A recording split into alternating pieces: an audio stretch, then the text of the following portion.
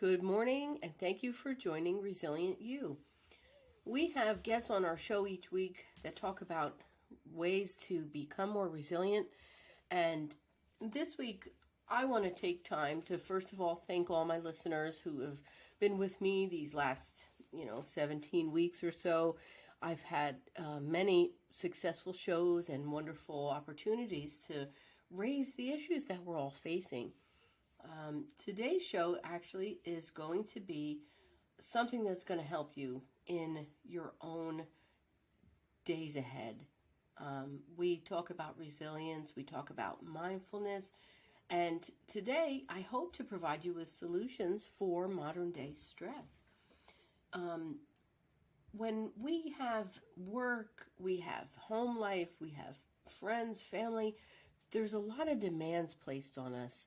And depending on the phase of life we're in, depending on our age, our abilities, there's a couple things that we can all do to help. And, even when you feel you might be overwhelmed or you even feel you've done all you can, I want to tell you there's some good news. With a few simple steps and healthy habits, you can really do a lot to improve your well-being.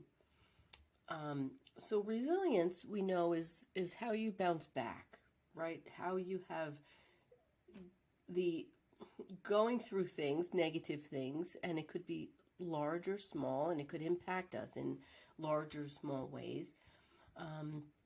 But when we build that resilience, we can actually come back stronger than where we were when we went into that situation. So if you haven't yet picked up the book Emotional Strength Explained, I really suggest you get it. If you need a copy, reach out. I'll send you one for free.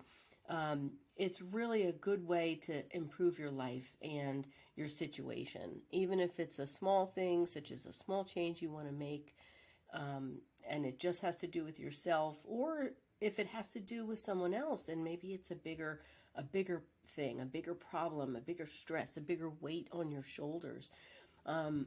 You're not alone in this world, and people have been through it, and I really would love to have my solution be the thing that helps you in your journey. So let me go back. So we know that resilience is something we want to have. We want to be emotional resilient, and we can practice positive thinking. We can agree to make small choices to take better care of ourselves. We can find support, and it all starts with one thing: being more mindful, more intentional about realizing what are we thinking, what are we feeling, and your body can give you clues. Are you stiff? Are you sore? Do you feel more tired? Do you not have as much energy as you did? There's things that you can do. You might have people in your life to encourage you to do different things that are healthier, such as drink more water, eat better, exercise. Today, my nice mail carrier mentioned yoga and how it helps him. So I'm not the type to settle down and be still. And so I think if I can just open myself up to give something like that a try, maybe I will. And it was just a little tip that happened to come my way. But so thank you to my mail carrier. And remember, people, your world is only as small or as big as you make it, right? So get out in your community and see what is out there for you. Anyway, so when you pay attention to what is going on, instead of just rushing through your day or your moment or your event, your experience with others, slow down. Pay attention to what you see, what you hear, what you feel, and then take a look at where your mind is going. One of the things that I know you might be aware of or not is that mental health is health. And I really want to share that again. Mental health is health. The way you think is really going to make a big difference in how you stay mentally healthy. 1 in 5 American adults will have a diagnosable mental health condition any year of their life. 50% of Americans will meet the criteria for a diagnosable mental health condition sometime in their life. And half of those people will develop the conditions by the age 14. So think about those numbers, right? 1 in 5 people.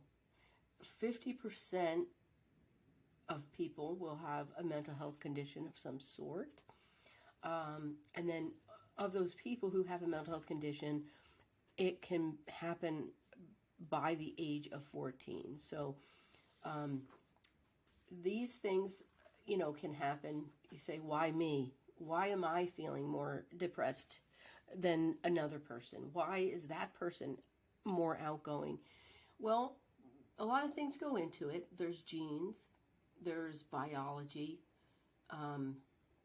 patterns of cell communication. There's things that are beyond what we think about every day.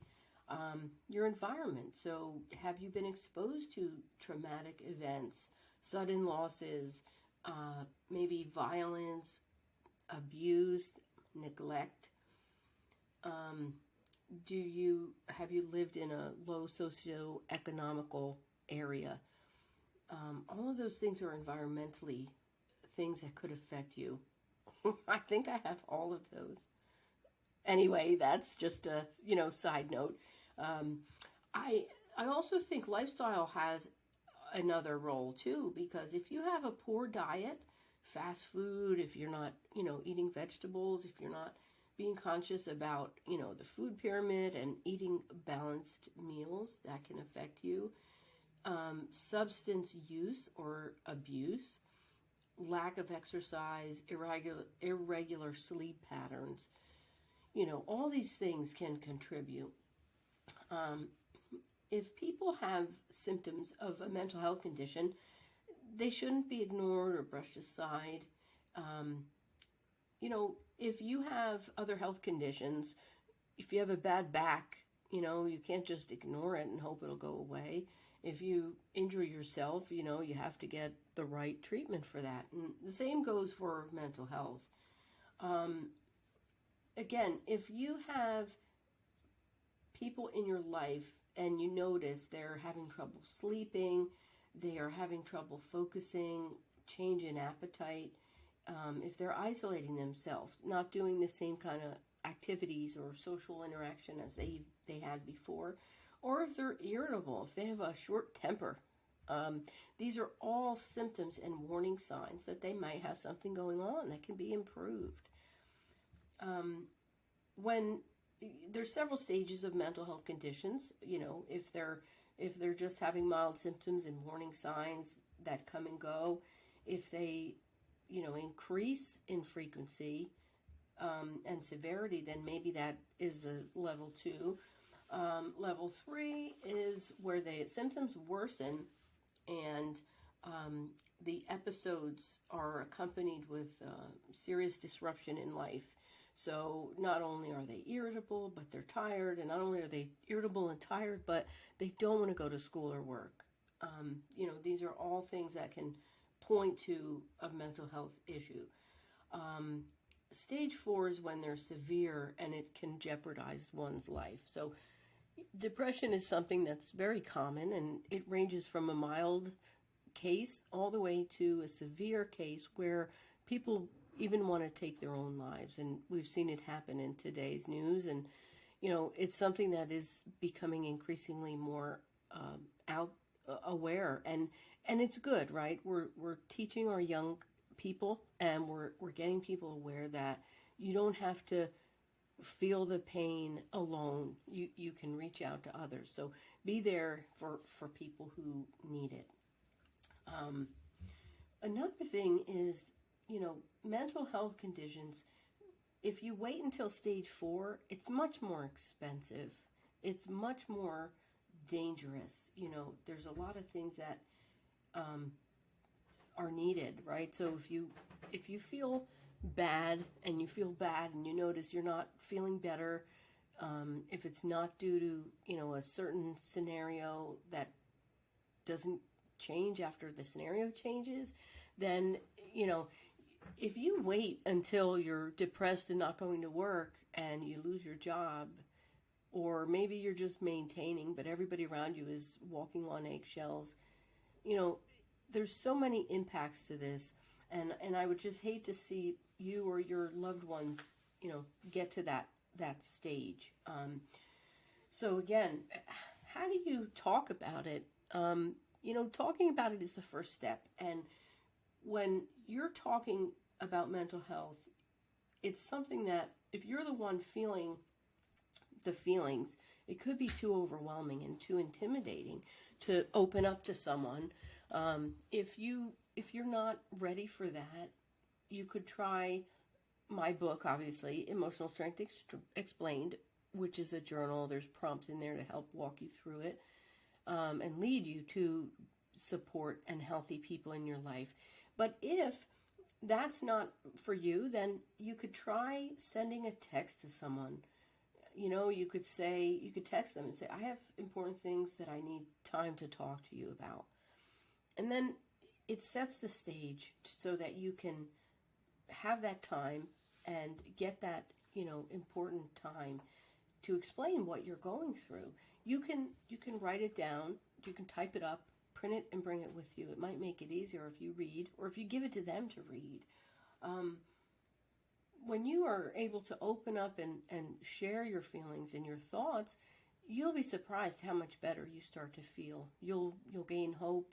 You'll see that there's a better path forward. If you want to use a letter, you can try something like, dear friend, for the past day, week, month, year, I've been feeling, and then fill that gap, fill that blank, right? Like, I've been feeling unlike myself. I've been feeling anxious, moody, lonely, hopeless. I've been feeling overwhelmed, distracted, confused, empty, restless, unable to function or get out of bed. And then if you've struggled with things, you can add that. I've struggled with substance abuse. I've struggled with skipping meals. I've struggled with uncontrollable thoughts or paranoia, maybe guilt, nightmares, certain behaviors that you're not proud of. If you have these things and you can get them out on paper, you can get them out in words to someone, you're really going to be on the right track. And if you're the person who is being talked to about this, listen, let them finish without interrupting. Let them know you understand. That's the first step. Let them know they're not alone. Make sure you understand the topic. Focus on their needs. Try not to make them feel like they're, unusual or, worse. Try not to let them feel like they're crazy. If they are telling you how they feel, don't dismiss it. Don't just feel like, oh, it's normal, you're just having a bad week, or, don't dismiss it. Make sure that they have some support, someone to go to, right? Don't just leave it there, because that happens a lot of times. People will open up, they don't get what they need, and then it quickly can spiral out of control. Don't take their information and go talk to someone else. Don't gossip about it. And if you don't understand or don't have a real good idea of what they're going through, it's something that you should do some research about. You can find things online. There's people who can help. There's groups. And lastly, ask them if they have thoughts of hurting themselves or others. Ask them if they've been hearing voices or seeing things. Ask if they have any other symptoms that shouldn't be ignored, and then you will talk to someone. You can text 988 if you are in crisis.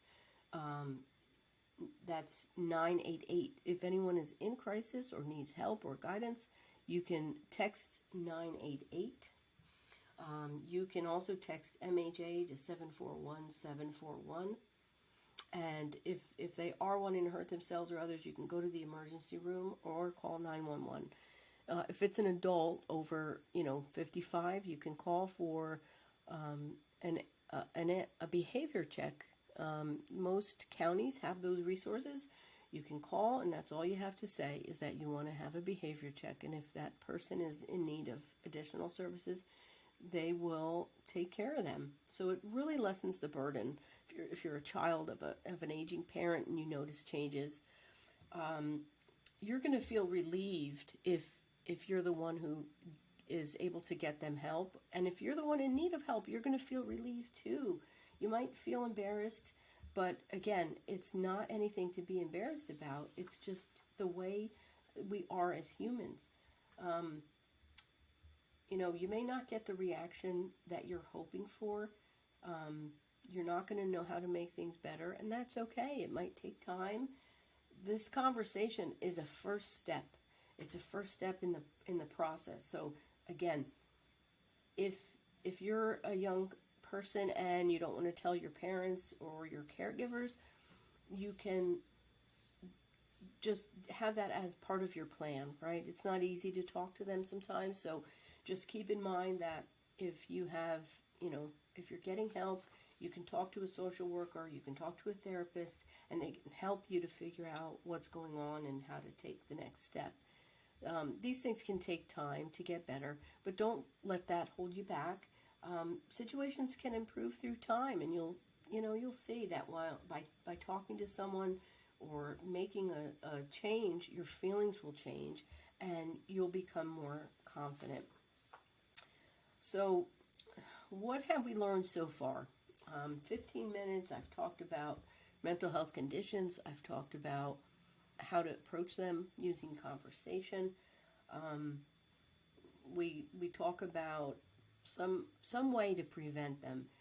One of the things that comes to mind is that, if you can think about mental health as health, like you would going to a doctor, it's really going to help, the world. It's going to help because we'll be able to identify these issues early. We'll be able to intervene earlier.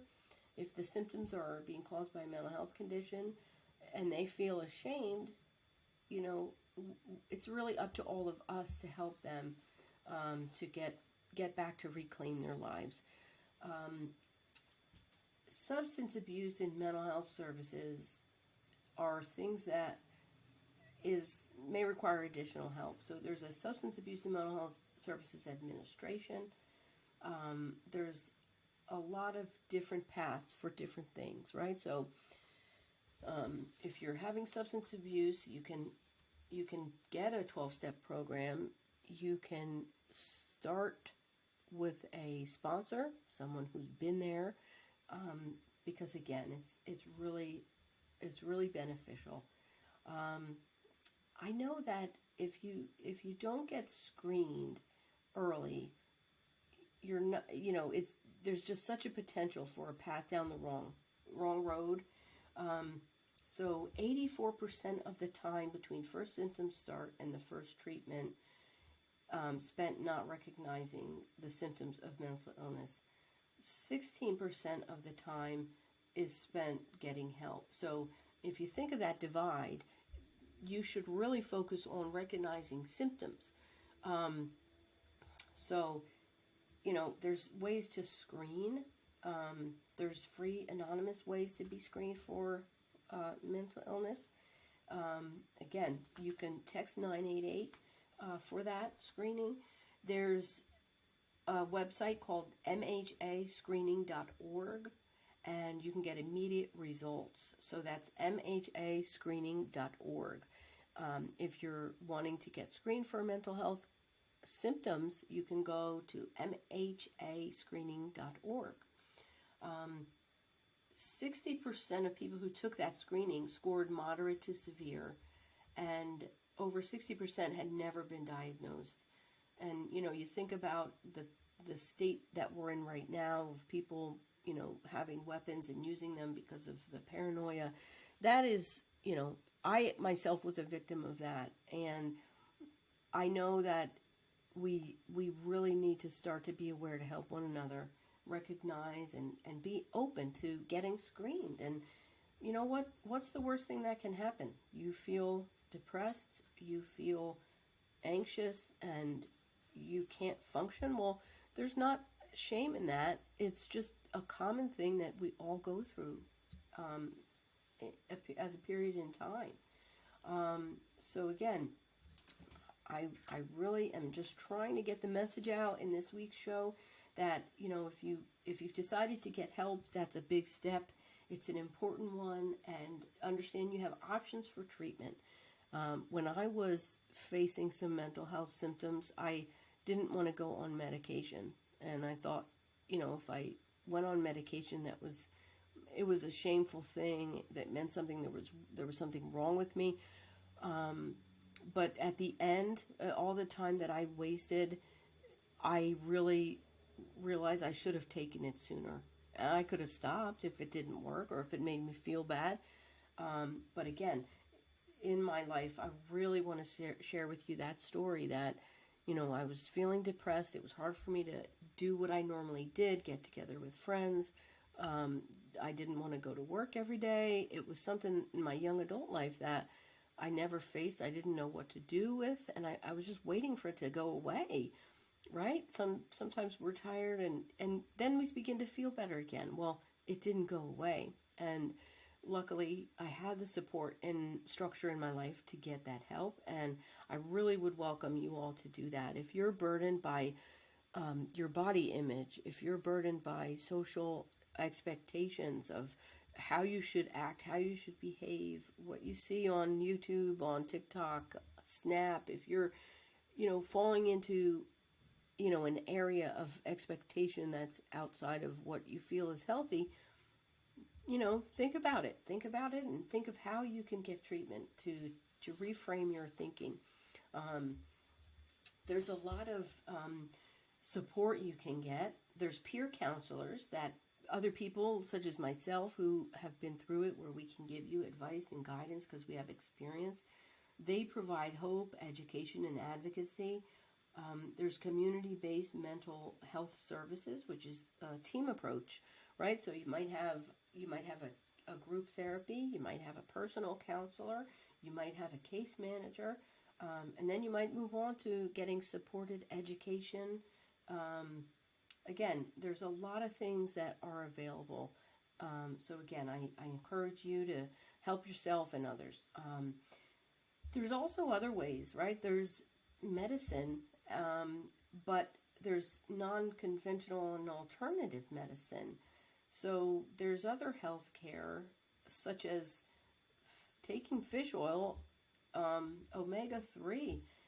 People use natural products like that to really help them, help their brain function, and it works. Again, drinking more water, healthier foods and diet. Your self-care can include online and self-managed programs. There's strategies that we've covered on my show. You can listen to my past episodes to hear how others have done that. We've talked about journaling. We've talked about other healthy habits. When you want to make a change, start small. Pick a small achievable goal, such as drinking 1 glass of water every morning before your coffee. Be planful. Try it for 5 to 7 days.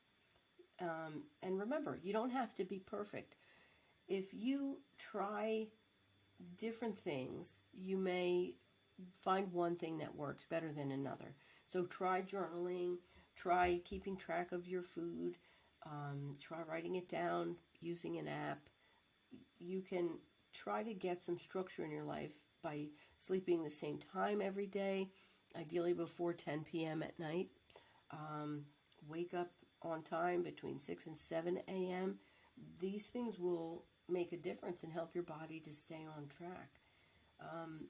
You want to find a group to help you, maybe a chat group online, a peer, as I mentioned. You can also track your progress and then see when it's time to take a break, when it's time to ramp up. Maybe you're doing good and you want to, increase that water intake. Maybe you want to have someone help you to recognize how far you've come, right? Because we all need that pat on the back. You want to reward yourself. It's going to help you build your self-confidence and stay motivated.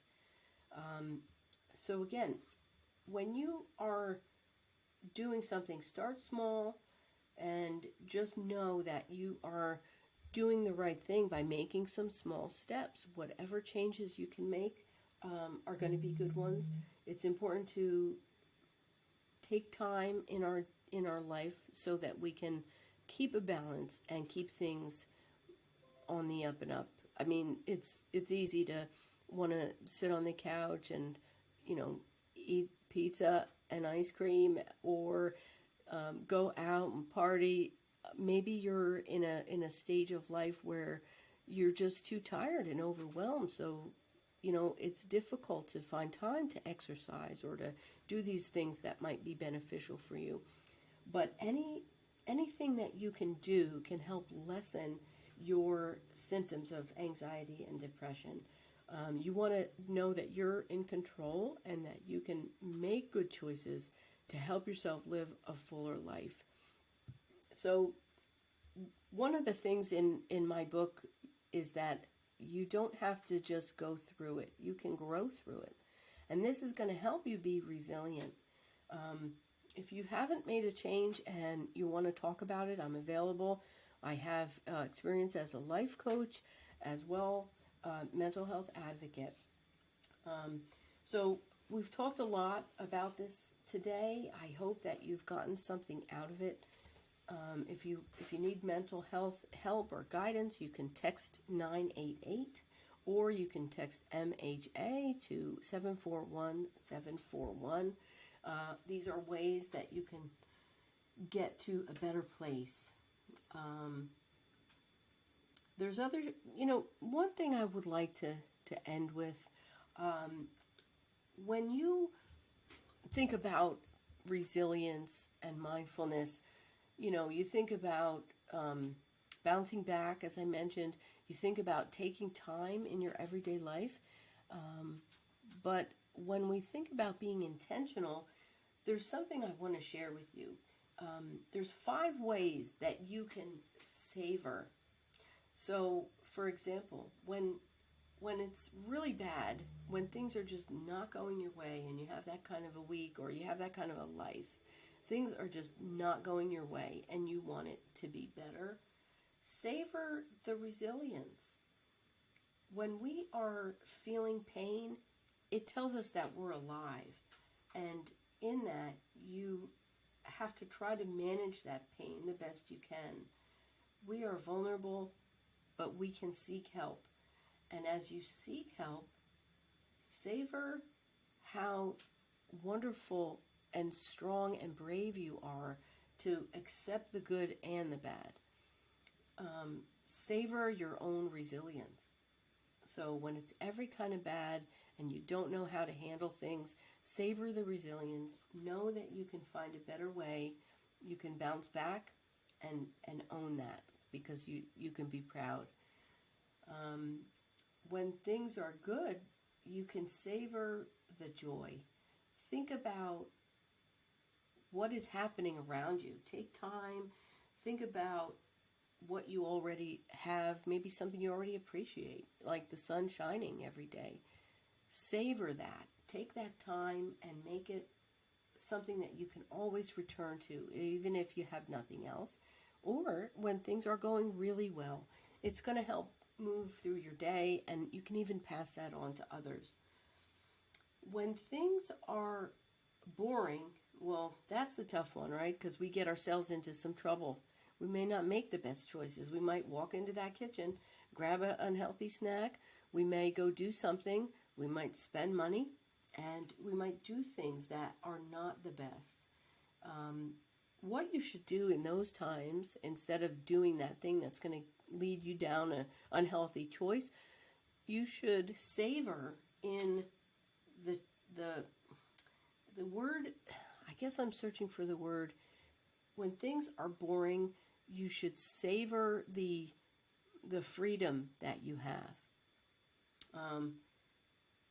Maybe you have time for extra thoughts, so be mindful of how you spend those moments. What are you thinking about? Are they positive things? Are they negative things? If you are, thinking about yourself and why you're making that choice, why do I want to go and spend? I don't need to buy another sweater just because it's fall.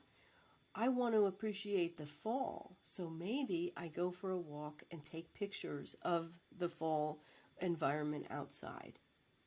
If you want to go down to the bar and have a drink, are you really looking for social interaction? Maybe go for a walk in the park and say hello to people and see if you can meet up with some friends instead. Do something different. So again, be mindful. If you're bored, savor that freedom. So we talked about when things are bad. We've talked about when things are good. We've talked about when you're bored. Here's a big one. When you're alone, loneliness can do a lot of things. And when you're alone, when you are alone for a little while at the right time, it can be really great for yourself. But when it's too much alone time or you feel lonely, you might end up in a deep well of sadness. And to get beyond that, you can try to remember the contentment that you felt when you were alone for just the right amount of time. Remember that whatever alone time you have, be content in that and savor the simplicity and the wonder, right? Because when we're alone, we don't have to deal with other people's feelings or thoughts or emotions, the problems of the world, the issues in our life. And it's important to remember that that is your special space. So when you're alone, remember to savor your special space. When things go out of whack, when things are haywire, things you can't control, you might say, why me? Or you might say, this is, a hassle. I don't want to deal with this. And you might get negative in your thoughts, in your actions. But instead, you could try appreciating the response of, why not me? Maybe you're chosen to deal with it, to help someone else. Maybe you're chosen because you can handle it. So try to savor the laughter in that when things go out of your control. And of course, if you need to take time away, do something that's going to give back to yourself to restore that peace and that balance. You might want to make a list. You may want to take time to journal some gratitude thoughts and remember the value in what it is that you do and you have. So the last one I want to go over is when you're with other people, it's so easy to go through it and focus on ourselves. Instead of doing that, focus on the laughter and the interaction. When you're with others, focus on the experiences and the words they say and the meanings behind them. It's important to be blessed with friends, and if you don't have any, you can get my book. You could try going through that to figure out how to get there.